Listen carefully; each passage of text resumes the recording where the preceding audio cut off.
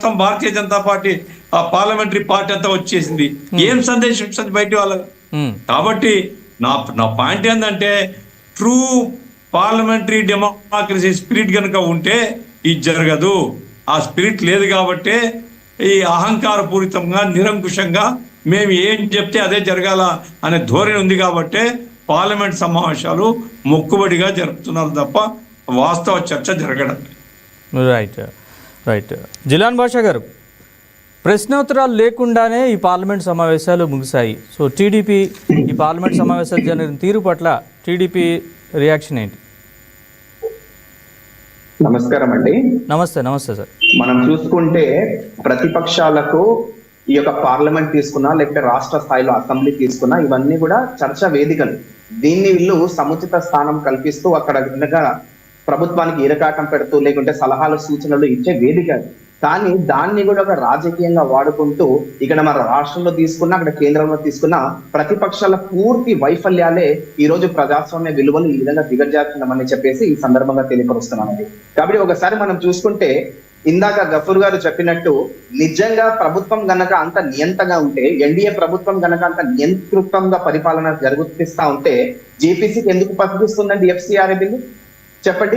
మనము ప్రతిపక్షాలకు ఎన్డీఏ ప్రభుత్వం విలువ ఇస్తుంది కాబట్టి, ప్రతిపక్ష స్థానాన్ని గౌరవిస్తుంది కాబట్టి జేపీసీకి కొన్ని బిల్లులు పంపించడం జరిగింది. కాబట్టి ప్రతిపక్షాల యొక్క వైఫల్యం ఏదైతే జరుగుతుందో, కాబట్టి సభను సజావుగా జరగనివ్వకుండా, ఎందుకంటే మనం చూసుకుంటే ప్రతిపక్షాలు ఏదైతే కాంగ్రెస్ పార్టీ సారథ్యంలో ఉన్నాయో వాళ్ళు అనుకున్నది ఒకటి అయింది ఒకటి అని చెప్పేసి ఒక అయోమయమైన పరిస్థితులు అగమ్య గోచరంగా ఈ రోజు ఉండడం జరుగుతుంది. కాబట్టి వాళ్ళకి ఏం మాట్లాడాలో తెలియక ఈ విధంగా తోక ముడుచుకొని వెళ్ళిపోవడం అనేది నిజంగా బాధాకరమైన విషయం. ఈ రోజు ప్రభుత్వం ముందుకు వస్తా ఉంది. అమిత్ షా గారు చెప్పారు నేను చర్చకు సిద్ధం అని చెప్పి, కిరణ్ రిజిజు గారు చెప్పారు సమయం కూడా కేటాయిస్తామని చెప్పి, అయినా కూడా ఈ యొక్క ప్రతిపక్ష నాయకుడు ఈ విధంగా వెళ్ళిపోవడం అనేది అది ప్రతిపక్షం యొక్క అస్థైర్య స్థితికి నిదర్శనం అని చెప్పి ఈ సందర్భంగా తెలియపరుస్తున్నాం. ఇంకా నీటి విషయానికి వస్తే ఖచ్చితంగా ఏదైతే లీక్ జరిగిందో దాన్ని మన ఎన్డీఏ దాన్ని రద్దు చేయడం జరిగింది.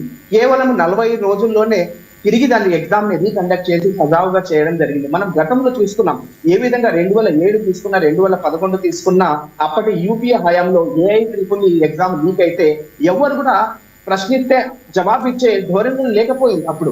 కాబట్టి ఇప్పుడు మనం చూసుకుంటే జంతువులు ఏం కోరుకుంటున్నారు? అకౌంటబిలిటీ కోరుకుంటున్నారు, ట్రాన్స్పరెన్సీ కోరుకుంటున్నారు. కాబట్టి ఖచ్చితంగా ఎన్డీఏ ప్రభుత్వము అకౌంటబిలిటీ మనం ఇస్తున్నాము, ట్రాన్స్పరెంట్ గా మనం ముందుకు వెళ్తున్నాం. మనం చూసుకుంటే ఏదైతే సోనం వాంగ్చుక్ గారు ఆయనకు ఏదైతే హామీ ఇవ్వడం జరిగిందో కేంద్ర మంత్రులు వెళ్ళి కేవలం మనం చూసుకుంటే నెల రోజుల్లోనే ఆ బిల్లు తీసుకొని రావడం జరిగింది, ఆ బిల్లు ఆమోదించడం జరిగింది, దాని చట్ట రూపం కూడా దాల్చడం జరిగింది. ఇదే మనం చూసాం 2011 సంవత్సరంలో అన్నా హజారే గారు లోక్పాల్ వెలుగుల హర్నాథ్ యొక్క జంతర్ మంతర్ దగ్గర ఏ విధంగా పార్లమెంట్ సాక్షిగా ఆయన అవహేళన చేశారో, ఏ విధంగా యూపీఏ పార్టీలు అప్పటి లాలూ ప్రసాద్ ఇంకా చాలా పార్టీలు అన్నా హజారేను దీనిని అవమానించారు. కాబట్టి ప్రజా ఉద్యమాన్ని అపహాస్యం చేయడము, ప్రజల దగ్గర నుంచి వచ్చే ఉద్యమాన్ని నీరు గార్చడము అప్పటి యూపీఏకే చెల్లింది. మనం చూసాం ఏ విధంగా 2011లో ఉద్యమం జరిగితే 2013 అంటే 2 సంవత్సరాలు దాన్ని నాంచి దాన్ని నిర్వీర్యం చేసి ఏదో తూతూ మంత్రంగా అప్పటి లోక్పాల్ బిల్లు తీసుకుని రావడం జరిగింది. కాబట్టి యూపీఏకు ఎన్డీఏకు మనం పోల్చుకుంటే నక్కకు నాగలోకానికి ఉన్నంత తేడా ఉందని చెప్పి ఈ సందర్భంగా తెలియపరుస్తున్నాం. కాబట్టి ఒక ఉద్యమం ఎప్పుడైతే లేచి వచ్చిందో దాన్ని ఒక నెల వ్యవధిలోనే దాన్ని బిల్లు రూపం దాల్చి దాన్ని చట్టబద్ధత కల్పించడం అనేది నిజంగా ఇది ప్రజాస్వామ్య స్ఫూర్తికి నిదర్శనం అని చెప్పి ఈ సందర్భంగా తెలియపరుస్తున్నాం. ఇందాక చెప్పినట్టు ఆ పెల్లెట్ గన్స్ యూజ్ చేయడం జరిగింది ఇది అని చెప్పి ప్రభుత్వం పైన విమర్శిస్తున్నారు. దానికి ఆదేశాలు హోంమంత్రి ఇవ్వరండి. అక్కడ ఉండే డిఎస్పీలు అయితేనేమి అక్కడ ఉండే లోకల్ యంత్రాంగమే ఆ నిర్ణయం తీసుకోవడం జరుగుతుంది. ఎందుకంటే ఒక్క పదం కాక్రోచ్ అన్న పదము ఉపయోగించడం వల్ల ఏ విధంగా ఉద్యమం ఎగిసిపడిగా మనం చూసాం. కాబట్టి ఇంత సముద్రం లాంటి ప్రజాస్వామ్యంలో అలలు లాంటి ఉద్యమాలు అలజడులు అనేది ఉంటాయి. కాబట్టి ప్రభుత్వం ఖచ్చితంగా ప్రతి ఒక్క ఉద్యమాన్ని ప్రతి ఒక్క స్పందనను యువకులను జాగ్రత్తగా నిశ్చితంగా గమనిస్తూ వారి యొక్క ఏదైతే వాళ్ళు కోరుకుంటున్నారో దానికి అనుగుణంగా వెళ్తా ఉంది. పార్లమెంట్ దగ్గర ఒక్క దాడి జరిగి నింటే, ఒక్క యువకుడైనా వెళ్ళి బండరాయి విసిరి నింటే ఆ రోజు ప్రజాస్వామ్యానికి అది చేటు ప్రజాస్వామ్యాన్ని కుప్పకూలిపోయే పరిస్థితి. కాబట్టి దాన్ని కాపాడుకోవడం కోసము అంత భారీ భద్రతా వలయంలో అది ఉండడం కోసము ఆ విధంగా జరగడం జరిగితే అమిత్ షా ఏదో ఆదేశాలు ఇచ్చినట్టు ఏదో దాన్ని పట్టుకొని రాద్ధాంతం చేయడము ఇది ప్రతిపక్షాలకు తగదని చెప్పి ఈ సందర్భంగా తెలియపరుస్తున్నాం. ఖచ్చితంగా ఏదైతే యువకులు కోరుకుంటున్నారో, జంతువులు కోరుకుంటున్నారో వాళ్ళకి అనుగుణంగానే ఈ రోజు ఎన్డీఏ ప్రభుత్వం ముందుకు వెళ్ళడం జరుగుతోంది. బిల్లులు తీసుకున్న, చట్టాలు తీసుకున్న ఏకకాలంలో జరుగుతోంది.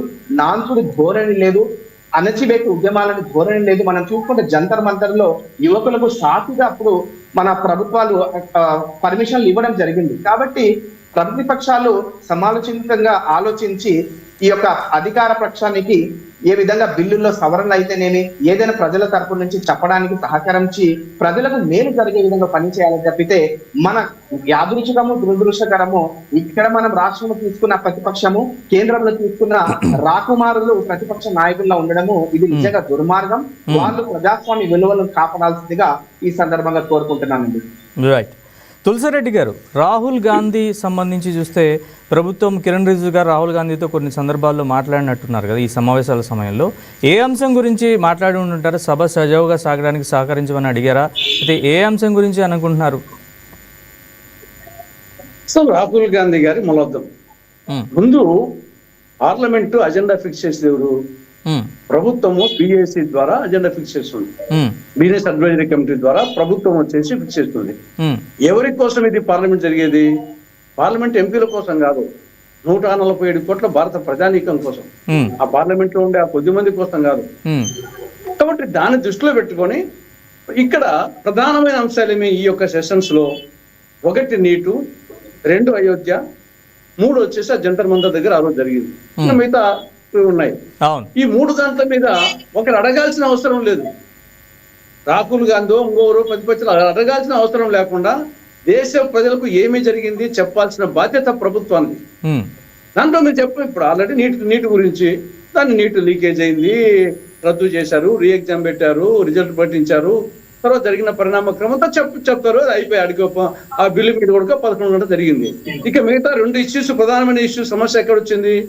ఒకటి వచ్చేసి ఆ 20వ తారీఖున జంతర్ మంతర్ దగ్గర జరిగిన హింస, తర్వాత 2వది వచ్చేసి అయోధ్య.